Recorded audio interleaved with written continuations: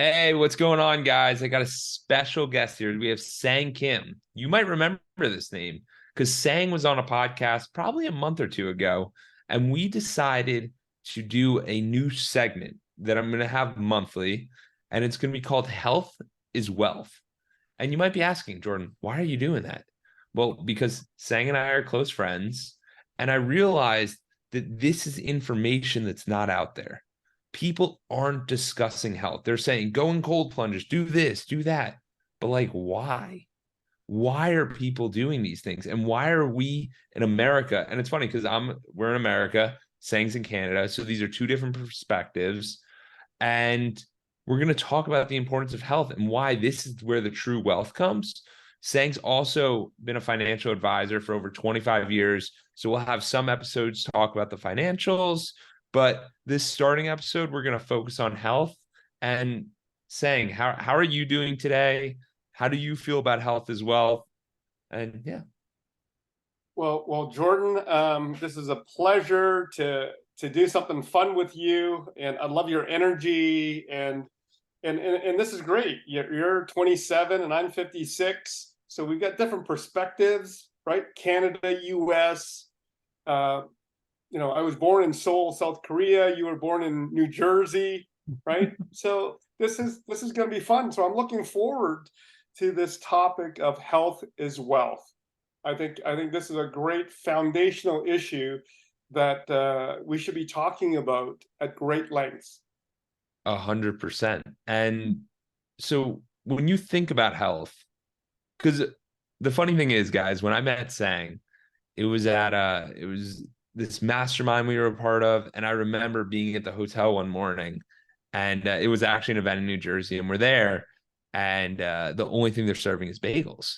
And for me in New Jersey, bagels, that's what we have in the morning. That's a fantastic treat. And Sang looks at it and he thinks I'm gonna go to bed right away. And I go, wow, like what a perspective change. Because for me, I have always viewed them as taste because I was just, yeah, it's tasty. I like the bagel. But you don't realize that having a bagel is almost equivalent to a loaf of bread.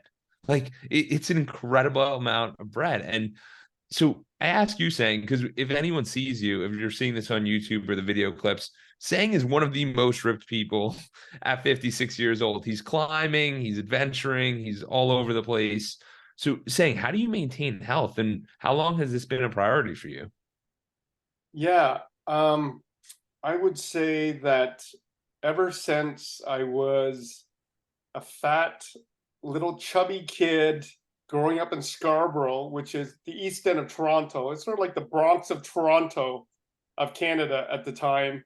And my older brother looked at me at my dad's Becker store, which is a variety store, a corner store, and it's been on Netflix, right? Kim's Convenience is the sitcom, right? And actually, it was shot near my dad's old Becker store in Toronto. And he, this is the way I took the information: is that my older brother John said, "You keep eating like this, you're gonna die very early," because I would eat 5, 6 chocolate bars, 5 or 6 bags of chips, and ice cream sandwiches, and that was my normal diet because that was accessible and it was free to me because I was there at my dad's store, right? And then he says to me, "Say, I mean, you keep this up. I mean, you're going to be dead like really early in life, so you better join some sports." So he got me into soccer and then football and then eventually wrestling, which I stuck with wrestling, right? So Yeah. so that was sort of a pivotal moment, having an older brother, a father-like figure, like an early mentor, to say, "You better stop behaving like this. This is serious." And I took it as serious. Like he scared the shit out of me, right? Well, it's also how often, like, yes, sometimes we hear that and sometimes it works, sometimes it doesn't.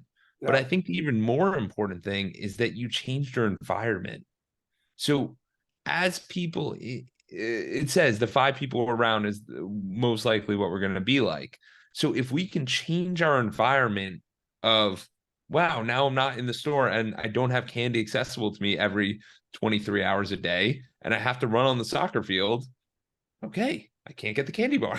Like, so I think change of environment is super important, and anybody listening can utilize this tool as a way to change their space, change their environment if they're not happy with where they're at. Because this health thing is not just about looks. It's not just about that. It's about how you feel. And you want to be alive and really get excited about life, because we see too many people that are not bringing that full energy to life. Mm-hmm. Mm-hmm. And when was your first introduction to this idea of health is important or health is wealth? However you absorb the language, is there a point in time when you said, well, maybe I should pay attention? Yeah, absolutely. I mean, for me, it was interesting because in eighth grade, I I remember the eighth grade to ninth grade transition, because I remember I was always like a little chubbier, and then I just started like working out, getting excited, and it was something that, and like running really connected with me, and it was joining sports, and it was getting into that place of I just felt better when I worked out. Like I just got more excited about it. And then when I really took it up a notch for myself, when it wasn't this reprimanded, because I felt like, so my freshman year of college, I played lacrosse at University of Tampa. And for Mhm. me, it was a forced training, right? It wasn't like, oh, Jordan, get in shape. And then all throughout college, it was like I'd work out, but it wasn't me really pushing myself to the limit. And the eye-opening one was 2019, when I challenged myself to run a marathon, because Mm, that one was like, wow, you compounded anything you do consistently enough, you will improve. Most of us just don't give us enough time to compound it. Like, so for mm, example, with Lake Tahoe, I ran 26.2 miles, which is absolutely incredible. It was challenging, but what people don't realize is 2 weeks before I ran 20 miles. A week before that was 19. So you're keeping that consistency every single week. And it just felt earned. And it was something that I was like, wow, no one can take this away from me, because you have all of these wealthy people who might buy a nice car, nice house, nice whatever, can't really buy a nice body. Can't buy that feeling of looking at your Fitbit or your Whoop and seeing your resting heart rate at 47. You can't buy that. You got to train for it.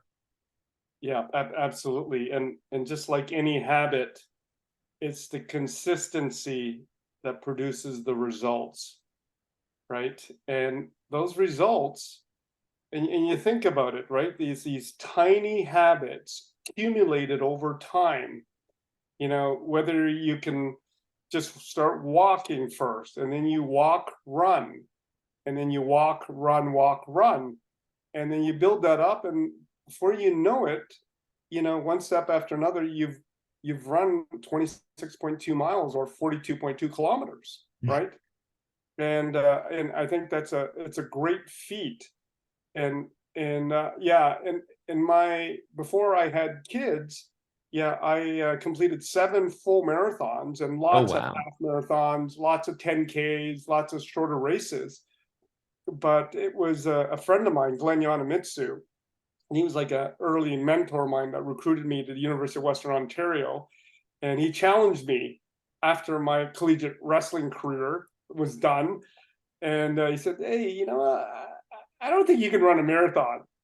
I said, "What are you talking about? I can run a marathon." "Ah, I don't think you can." So we just kind of battered around. Then all of a sudden, I was running the Cleveland Marathon, Oh, right? wow. And this was back May 17th, 1991. That was my first marathon, and Wow. then I ran another 6 more after that, right? But it was painful, but it was one step at a time, right? Yeah. 1 kilometer, right? Don't think too far ahead. I just got to do 1 more kilometer. I got to do 1 more kilometer, right? It's just these habits, like you say, right?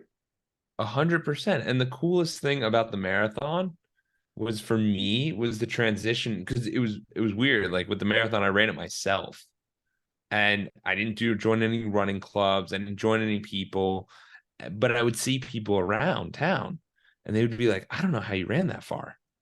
And it gave me an excuse to almost not like, because you built one habit, now I didn't have to drink anymore. Like I could drink, but I didn't have to. So now I would just go on runs on Saturday morning and just have it.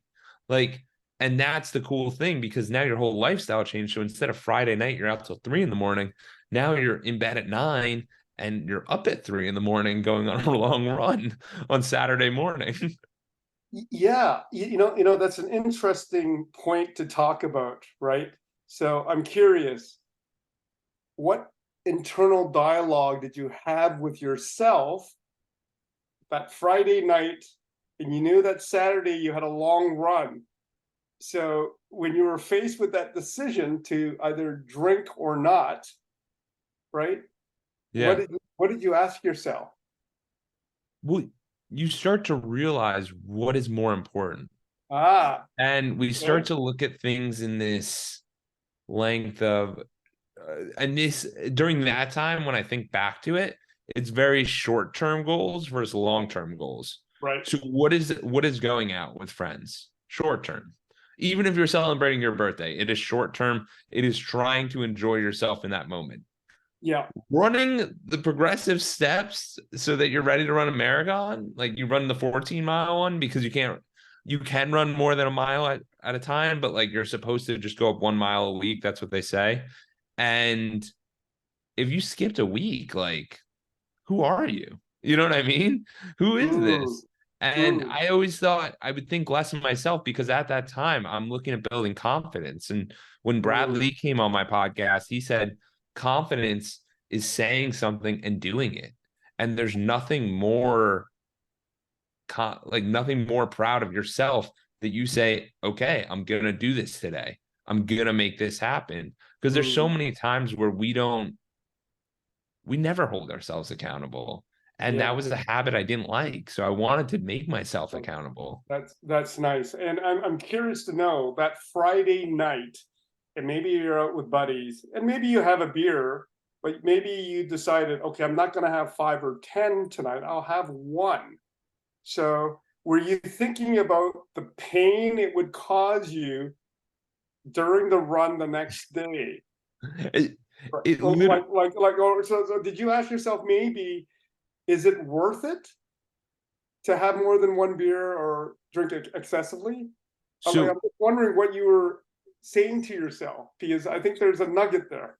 so with Tampa, it was the marathon I ran in Lake Tahoe was in October. So I was really training like August, September. Yeah. It is so hot. And you have to run so early in the morning that for myself, it wasn't even a question. There was never a time I half went, half in. Honestly, what I did was I broke the formula. And what I would do if I really wanted to hang out with people on Friday night, then I would run Friday morning, or I'd run Thursday morning, and I would Nice, change it up nice. because that was the way for me to be able to do it. Because, like you're saying, it's like devastating to your run the next day if you drink or smoke a cigar or do Yeah, anything of that regard that's not drink water or have some carbs. Like yeah, it sends you backwards. yeah. And I think for me was the internal dialogue was, okay, is this is this going to do me any good, right? Or is this going to cause me harm, right? Will it cause harm or does it do any good? So I came to the fact that if I did have excess amounts of drinks, it wouldn't do any good, right? And I would feel like shit, right? So it was Yeah. harmful and it did no good. So it just, on both sides of the brain, it just went, okay, no, it's too much pain, right? And the reason why I'm talking like this is because human behavior um, changes radically when we think about the pain of behavior. Pain is a great motivator of not doing something, Yes. right? So rather than uh, like the benefit of the good of the running is Yeah. less than the pain of the bad that happens. Is that sort of make sense to you? Yeah, you're getting me Right? back into that state because the other pain I remember was I would have this issue where every time I would go out, I would spend money. Not like, and it was like overspending. And I'm like, what am I doing? So I realized because I started stacking the benefits. I'm like, because what I would do is I would go out, you go out all night long, then you get pizza at night, then the next morning you get bagels, and it's just this compounding effect. And I was like, wait, if I could remove all of that and then just wake up Saturday morning fresh, refined, first of all, I'm in a better health space, I'm in a better head space, and you're only gonna like there's limited hours that you're doing something, plus you feel like you're have a purpose. And that Mm, feeling of a purpose is yes. something powerful. And that's why they have those classes, like they'll have like berries or F45 or Orange Theory or whatever these workout classes are. And people will go, oh my God, you did 100 workouts. Because when we measure and monitor what we're doing, we feel the accomplishment. That's why I'm so excited that this is Health and Wealth is episode 1, because there's only up from here. Yeah. Yeah. So when I think about the statement health is wealth, let's talk about that a little bit, right? And health is wealth means different things to different people, right? And for me, um, I mean, I learned that early through my brother, and basically, it saved my life literally. He was like probably a diabetic, you know, Yeah. probably had diabetes, when I was 11 years old, right? And I think about it, and I think, well, if you don't have your health, what do you have, right? If you're lying in bed all day, right, and you can't do the fun things, and you can't connect with your friends and family, you can't go to work, right? It's like, what can you do? Like, if health is not your number one goal, right, number one value, your life is going to be this spectrum of from bad to shitty to mediocre, right? Because you're just not showing up as the best version of yourself, right? When you're not feeling energetic and healthy, and when you're moving your body, you feel great. You're not depressed if you're moving your body, right? Right? And countless studies of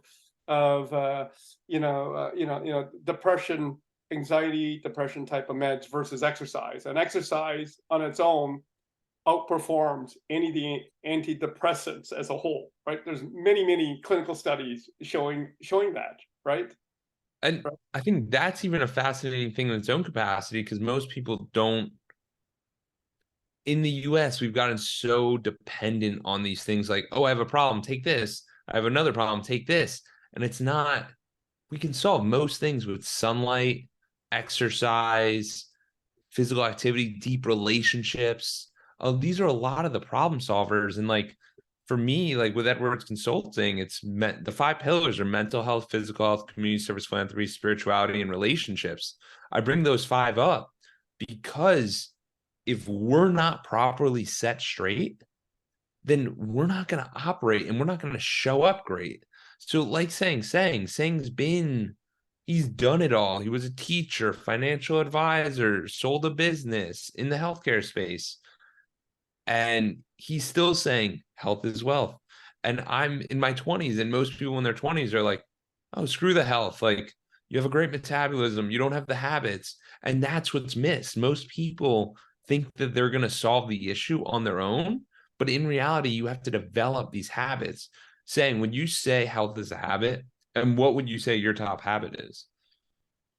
You know, um, there's just there's an accumulation of habits that you accumulate, and when you have all these tools, you recognize what you need in that time in your life or that day, right?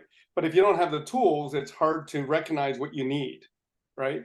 So for example, um, I mean, there's periods of time when I've had to meditate every day for like 4 months straight because there's so much going on in my life, and that moved the needle the best because cortisol levels rise in the morning for human beings, right? And that's And just, it's a so, physiological benefit from when we were Neanderthals, right? We needed so, to be awake because the saber-tooth tiger was lurking, right? We need to be awake when the sun was up, right? so So saying you're a genius. I just want to interrupt really quick. You're a genius. What does cortisol even mean? Just to yeah, I mean, simplify it. when you think about cortisol, cortisol equals stress, right? Okay. So when functional medicine doctors talk about inflammation, Okay. what's underneath the inflammation is elevated cortisol levels, right? And that stress can be caused by obviously the environmental factors, right? It Okay. can be created by your thoughts. And Okay. also for many Americans, we know that 93% of Americans have a metabolic issue, right? And that causes a lot of stress. And obviously the food one consumes can cause you an inflammatory response and elevate cortisol levels. So most of us are creating a lot of the stress from the type of food we're eating unnecessarily. So our lifestyles, just if I'm getting this right, so our lifestyles are causing stress, and then we eat a certain way, and that causes more stress, and Yeah. then and it's just a stress ball. And then when someone freaks out, everyone's like, "Why are you acting like that?" And Yeah. meanwhile, they don't have control because they don't have the tools, like you're saying, or they're not aware of the information, which is why I'm so happy we're doing this. Yeah. Yeah. And you think about it, you think about some of the basics to having, you know, really good health is, and a lot of us, I mean, we can control these things, right? And you think about, right, getting a good night's sleep, hydration with the type of sea salt. So I'm going to be experimenting with Celtic salt, right? Okay. It has other essential minerals. Um, and you've got a non-inflammatory diet, right? Okay. So we can get into that rabbit hole, but basically, every one of us, I mean, genetically, we are predisposed to certain types of diets depending on genetics. So it's sort of like food is medicine. So feed your body with not causing inflammation to the body, Yeah. right? Um, and just movement of some sort, right? Yeah. And if you look at the blue zones, they're not running marathons at age 90 to 120. They're walking every day, and physical activity is part of their daily exercise. It's built in, right? It's not, they don't go to the gym, the five blue zones with the highest concentration of centurions, right? Exercise is a part of their daily activity. Walking is the primary form of exercise. Climbing stairs, right? Right. And So it it doesn't have to be too complex, right? And I think that's the issue is that there's so many options, like I was talking about before, where there's 100 different gyms, there's a million different people, and we just don't know where to get started. And Yeah. sometimes it can be as simple as walking. So, like, whenever I have a client, I recommend them to get like a Fitbit, like which is what I'm wearing. Because if you don't have something that measures and monitors Yeah. your steps, your heartbeat, all of that, you're lost. You have no clue. Yeah. You have no clue what's going on because the thing is that if we know, okay, today I only did 3,000 steps, fantastic. At least you have a baseline. Not, I felt like I walked today. What does that even mean? Yeah. And most of the time we live our life like, oh, did you eat well? And I do this all the time. Did we eat well? Couldn't tell you what I ate for dinner 3 days ago. I think I ate well. I don't know. Yeah. Yeah. Yeah. There's so many aspects of it, but I think, one of the fundamental principles uh, that I would say is basically, listen to your body, right?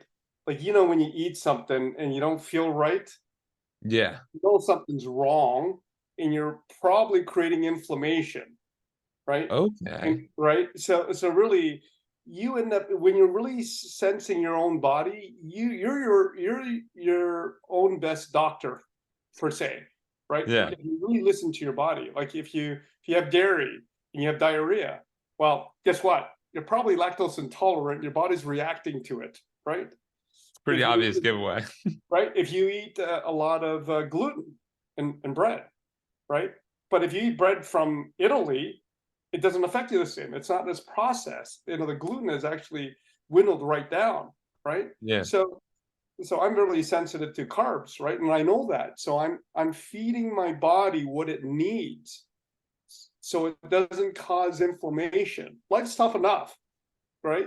So why punish your body continuously, right? And this is, generally speaking, North Americans, we eat way too much refined sugars, anything with sweeteners, sugars, complex carbs, and there's a whole slew of things in that bucket, right?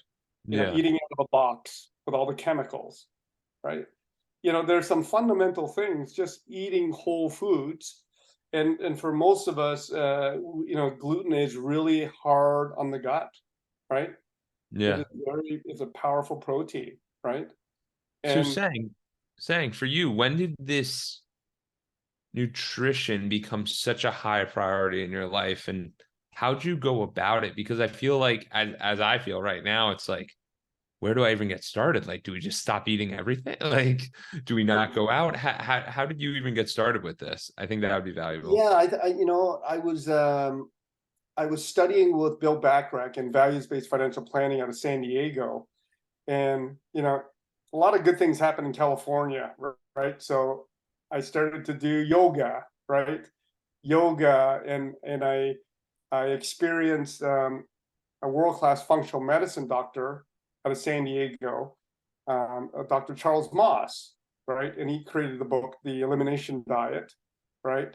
And he was Eastern and Western medicine trained.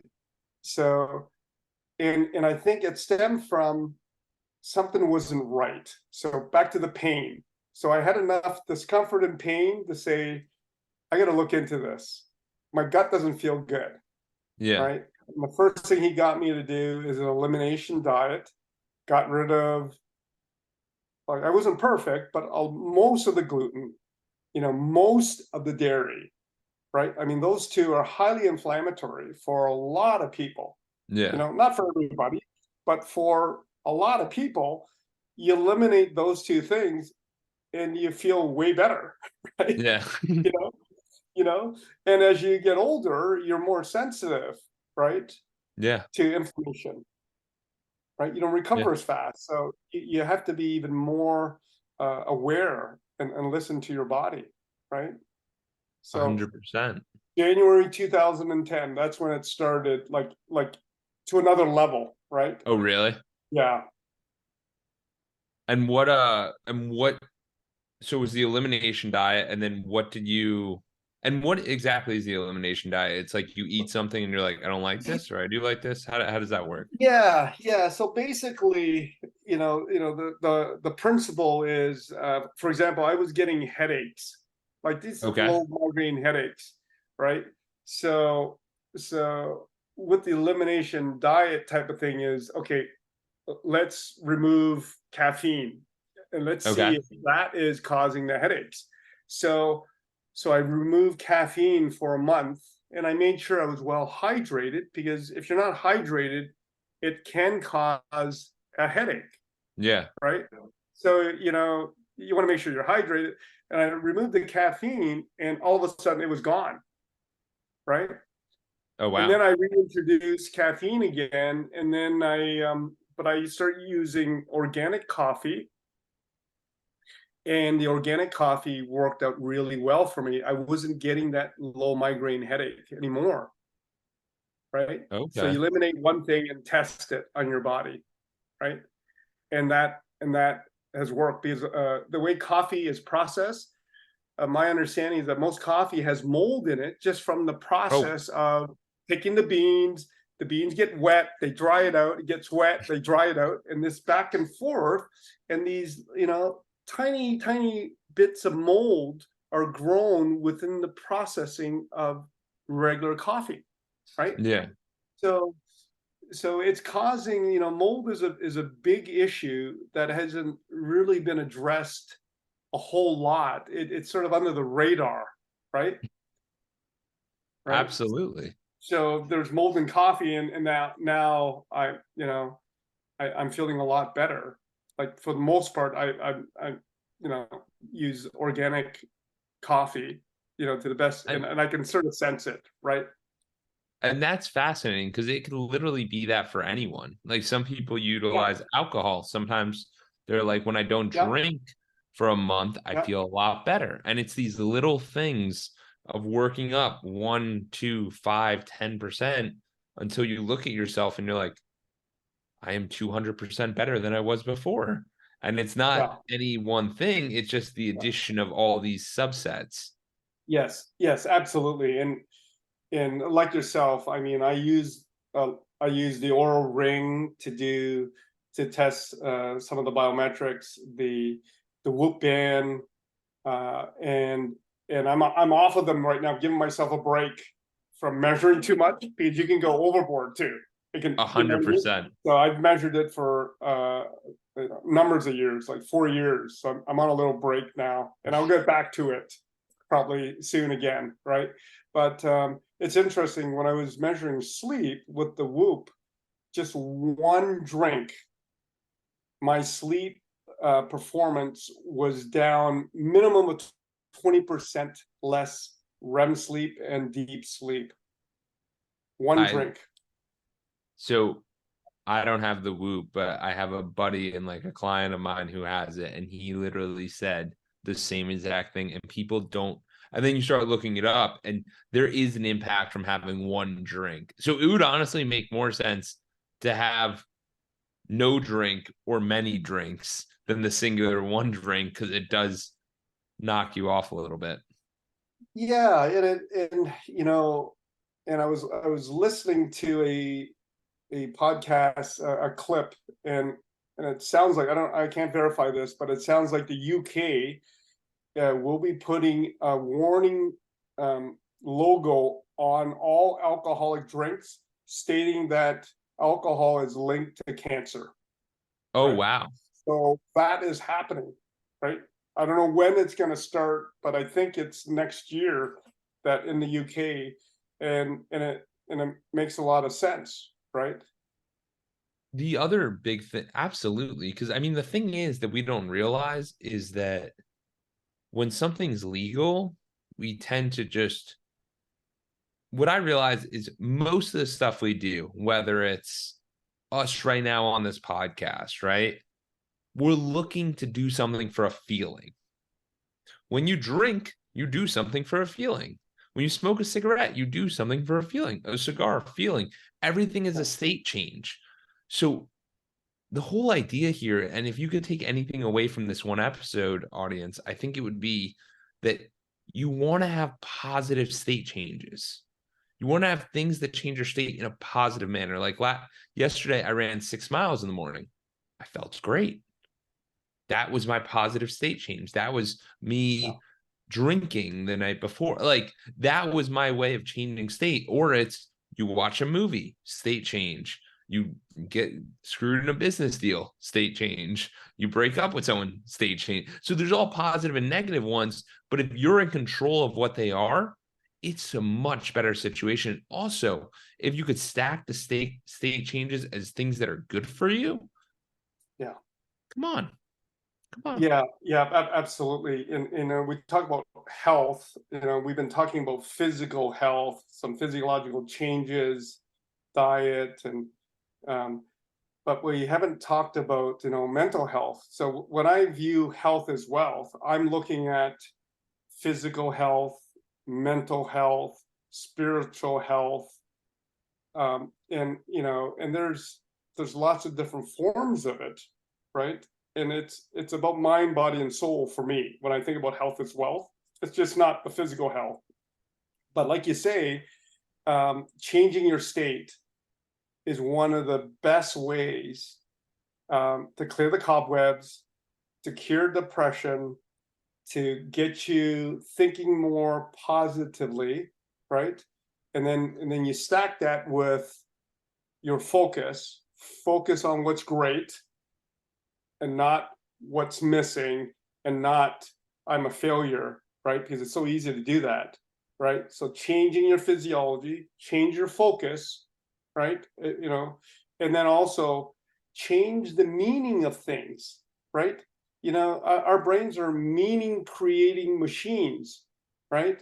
So change the meaning of things. So you didn't fail, instead of I failed. No, I'm learning. I'm learning Yes. so much to get to Yeah. my ultimate goal, right? Yes. And failure is only failure if you think it's failure, really, when you think about it. Well, how many successful entrepreneurs have failed? Thousands of times. That's why they were successful, because they failed and they learned. So they changed the meaning from failure to I'm learning, I'm learning. I haven't figured it out yet, but I'm one step closer, right? Mr. Dyson, the engineer of the Dyson vacuum cleaners, it took him 3,500 times to figure out the right engineering to make sure that vacuum cleaner sucked properly with the amount of force that he wanted to, right? He learned all the way up, right? He was relentless. So he Yeah. learned so much, right? Yes. And I love that. I love the stories of people's and their struggles, which we'll dive into more on this in future episodes of ourselves and our own struggles. Because the thing is that our struggles really show who we are. And the fact that you're able to go for 3,500, like I had David Meltzer on my podcast, and he talked about the concept of this idea of every no you get is closer to the yes. So if you know it's going to be 50 no's, then you'll get a yes. When someone says no, you say thank you. Good. You're not the right person. And I do this with people all the time where it's like, you say no, fantastic, on to the next, because I know that when you find the right people, it becomes a Yes. much easier process. And it's funny because people sit there and go, oh, the biggest deal I ever did in my life must have been really tough. No, most of the time they're the easiest. And people go, how can that be? It's because you linked with the correct person with the correct motivation and the correct goals. And Yeah. that happens all the time. Like there's something I'm doing in business, and it's basically where you get clients, and it's like an e-commerce kind of thing. And I was reaching out to all these different people, and I reached out to them all once, and I just Yeah. followed up. The return rate was like 5%. The first time through, it was 0% because no one responded. But when you follow up, people are like, oh, who is this guy? Yeah, yeah, let's do it. And then you catch them at the right time of the week. They're like, yes. And the thing is that we don't realize is that we're so hard on ourselves, but you have to realize that everybody else has stuff to do. So it Yeah. doesn't work unless Yeah. it's a win-win. Like I can't do this health is wealth call without saying. Sang can't do it without me, because Sang obviously has an immense amount of knowledge as he's speaking. I'm like, please slow down the words. Let's make this a little simpler. And he doesn't have a podcast. So I like this is a win-win relationship. And these are the types of relationships you need to seek Yeah. out in the world. Otherwise, because relationship health is another thing. Yeah. Yeah, absolutely. Relationship health. And, when we were talking about what's great, and Jocko Willink, right, the ex Navy SEAL, and he's got this great video, and I saw it many times. Tony Robbins, I was part of the Tony Robbins Platinum Partnership in 2018, where we traveled around the world, and I went to 13 events in 14 months, and there was this video of Jocko, and it was sort of like, shit's hitting the fan. What do you say? Good. Good. Right? Your wife just left you. Good. Your business just went bankrupt. Good. Right? And it was just this mindset of being unflappable.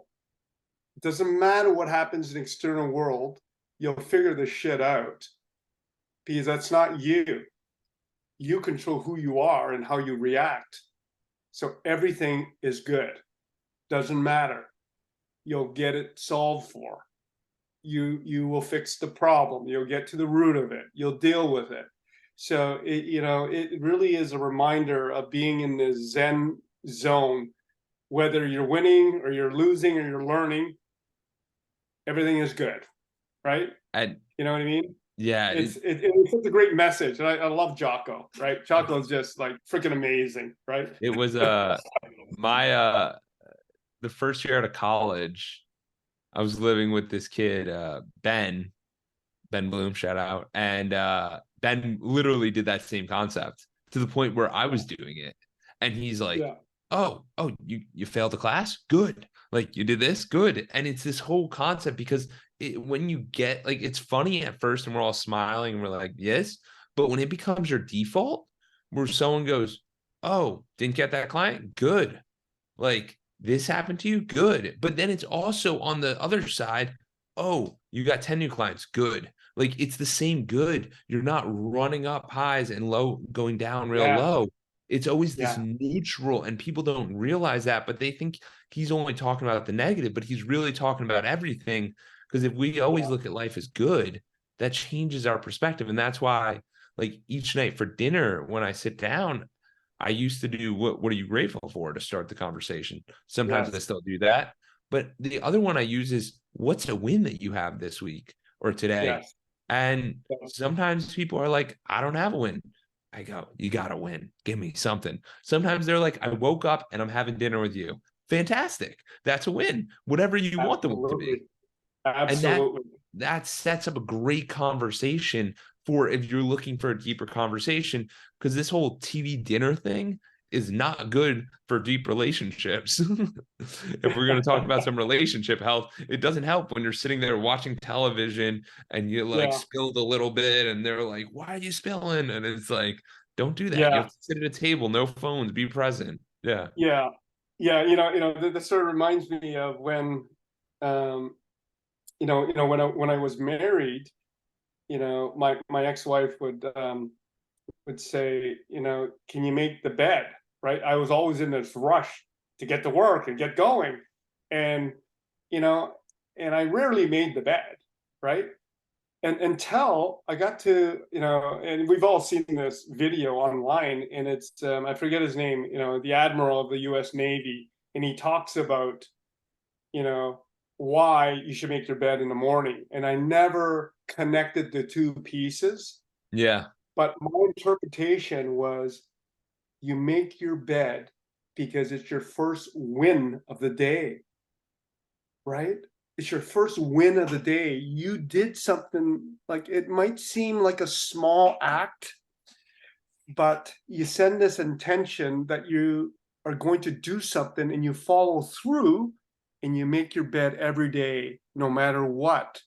It doesn't matter if you're feeling bad or happy, but it gives you that reassurance, that internal dialogue to say, I said I'm going to do something and I'm doing it.